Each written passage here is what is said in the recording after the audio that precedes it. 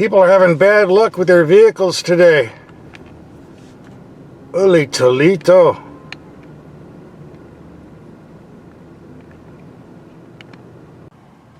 We're at our garage and test facility. Let's see what we're rolling out for this video. A 2020 Ford Ranger Lariat 4x4. I'm told this is loaded up with everything, so the price will probably reflect that. Nice looking truck with this metallic red paint. A double cab with the 4x4 emblem, so everybody will know you spent the extra money. The rear view. And they shipped it all the way from Michigan just for us. And looks like it's had a little off-road adventure. Little dusty. Okay, I confess, I put the dirt on earlier. I took it off-roading this morning. I admit it. We also tested another Ford truck recently, the 2020 Ford F350, with a monster-sized diesel engine and a price tag near 100 grand. We'll have a link for that video coming up at the end of this video. And for small truck lovers, the Toyota Tacoma TRD, we'll have a video for that too. The base price of a two-wheel drive Ranger starts around $24,000. I think this one is a bit more, as we'll see by the price sticker. Here are some of the options.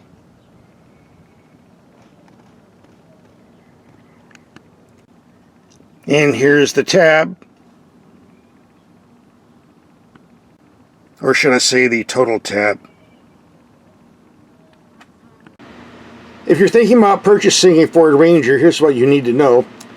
The price difference between the compact Ranger and the full-size F-150 isn't as much as you might think. The price you're paying isn't what's on the window sticker. The price you're paying is what you get after a rebate. And the fact is, the big Ford F-150s give large rebates and discounts, while the Ranger not so much. For example, here's a Ford F-150, down from 42 grand to around 35 grand already. That's a pretty big discount. By comparison, the typical rebate on a Ranger usually runs around $1,000, although this dealer is being rather generous, up to $3,000. But you're still going to get a bigger discount on the larger Ford F-150.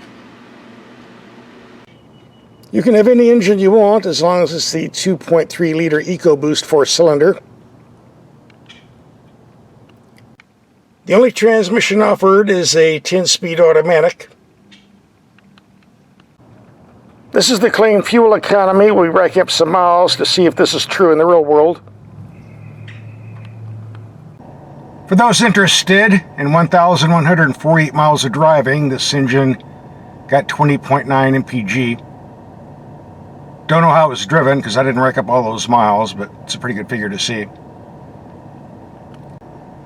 And at 2,592 miles, we're up to 21.2.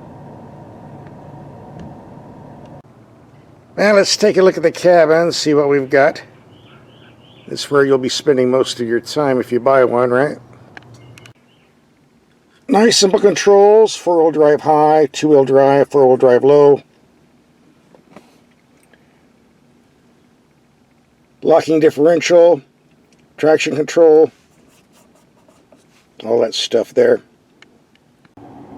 Very simple, easy to use climate controls.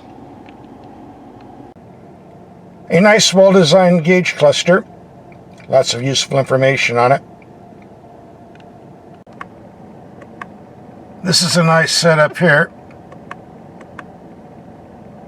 Tire pressure, miles per hour, off-road gauge, RPM. The navigation info screen's not the largest, but will do. The image of the reverse camera is adequate enough. We get a decent sized glove box.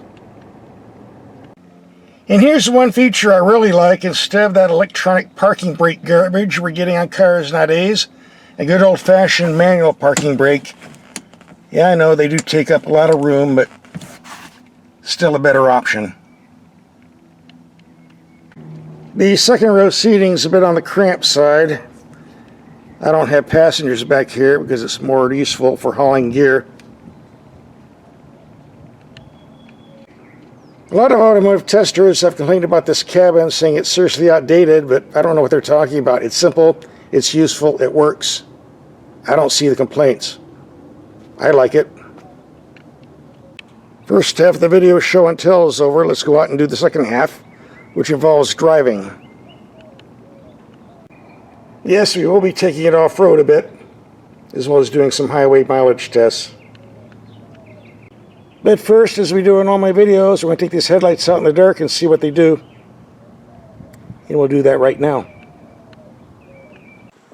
It's dark enough. Let's take these lights out and see what they do. Here we have the headlights on the building 100 feet away, very bright height. You'd think it'd be taller, especially on a truck like this, but it's not. Let's go to high beam. No complaints here. Here the brights are on the building 300 feet away. Bright enough. Go low beam. Doesn't quite reach out. Maybe about 75-80% of the way, at least on the right. The left, not so much.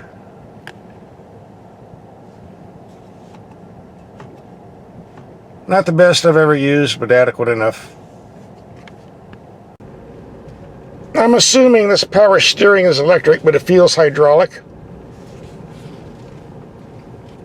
Has good feedback and response, so no complaints here. With the bottom end torque of the turbo engine and the 10-speed automatic, the acceleration is more than adequate. Engine smooth, quiet, great throttle response.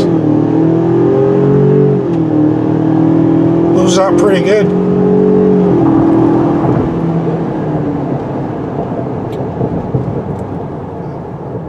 The stopping power of the brakes is excellent, but I find the pedal to be a bit on the mushy side. Maybe it's this particular truck. As we do in all our videos, we're going to take some speed bumps at 20 miles per hour to evaluate the suspension performance and impact. Keep in mind the Ranger comes with all kinds of different suspension and tire packages, so each one will be different as you hit a bump like this, but this only pertains to the model we're testing here. And here comes bump number 1. Very comfortable. Bump number 2. Very cushy. I think this is going to be pretty good off-road. A big nasty one coming up. I'm very impressed. This is a very smooth truck. We set the mileage computer to 0. We're going to take a highway trip, see what type of fuel economy we can get off this rig. Maybe do some four-wheeling too. I'm rather surprised how smooth this drives on a freeway. Wind noise is reasonably low, odd considering the ride height. Driving position is pretty good. So far, pleasant for a long trip. We're coming into the road. We'll look at the fuel economy readings, see what we got. Well, there you go. 75 mile per hour cruising, 20.5 mpg. It is what it is. We're going to take this rig and do some off-roading, and I'm very impressed with the way the suspension is absorbing the impacts on these nasty trails. Ford did a pretty good job designing the suspension setup, at least on this particular type of vehicle, with the 4x4 package. One of the advantages of having a small truck like a Ranger is its narrow width. It means you can take tiny trails like this without getting thorn bushes scratching the paint off the doors. Can't do that in a full-size truck. Well, you can, but you'll screw up the paint. Well, let's see if we can run over some rattlesnakes. Oh, that was a nasty bump.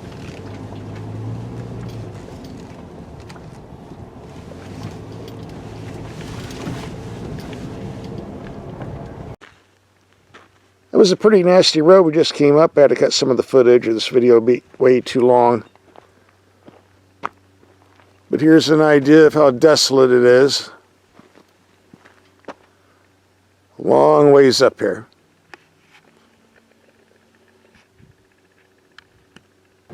Overall, I'm very impressed with the off-road ability of this Ranger. The way it's set up anyway. No complaints whatsoever. Close 10 out of 10 so far. Well, I think we got it good and dirty. We're going to get back on the freeway, do another fuel economy test, see if we can do better than 20 mpg. You never know. Back on the pavement we go.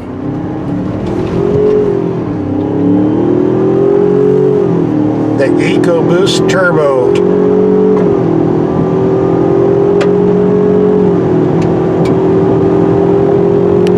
Personally, I prefer a 6-cylinder engine, but I gotta admit this Turbo 4, smooth and quiet.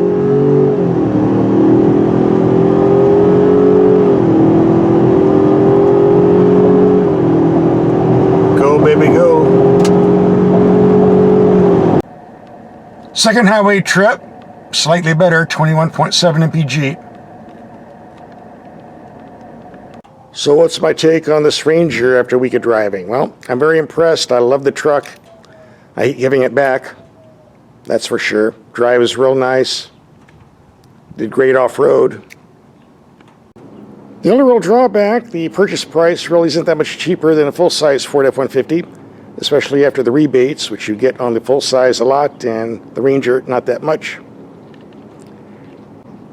And the fuel economy is not much greater than what you get off some of the bigger EcoBoost engines in the full-size trucks. But if you're looking for a compact truck, especially one on 4x4, this is definitely worth a look. Here's some videos to other off-road vehicles we've driven. Just click on the link and watch.